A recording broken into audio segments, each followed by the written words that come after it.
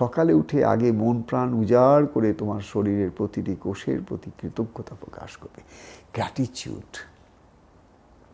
গ্র্যাটিটিউডটা জীবনের একটা তোমার অন্তরঙ্গ সাধনা। তোমার ভেতরের আত্মশুদ্ধির জন্যে, চিত্তশুদ্ধির জন্যে, মনের পবিত্রতা আনার জন্যে যদি তুমি আমাকে জিজ্ঞাসা করো, বাবা আপনি আমাকে একটা চাবি দিন যেটা দিয়ে আমি খুলব আমার মনে সেই তিজোরিটাকে, যার মধ্যে ঠাকুর কীরকমভাবে যেন হাইড করে রেখেছেন, আমি যেটা খুঁজছি সেই আনন্দ, সেই শান্তি, তা আমি সেই চাবিটা বলবো কৃতজ্ঞতা।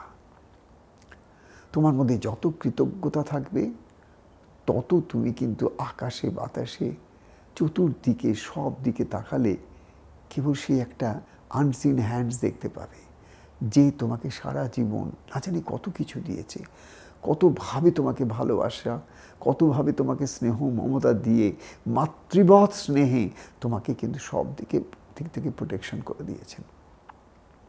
তারপরেও ছোটো ছোটো ভুল ত্রুটির মধ্যে দিয়ে জীবনে তুমি কত শিক্ষা পেয়েছো, সেটাও তার স্নেহ, সেটাও তার মমতা। তিনি কখনো কাউকে পানিশমেন্ট দেন না। তার অভিধানে পানিশমেন্ট কথাটা লেখা নেই, ওটা মানুষের অভিধানের জিনিসটা ভগবানের ওপর চাপিয়ে মানুষ কিন্তু ভগবানকেও মানুষের মতন করে রেখেছে।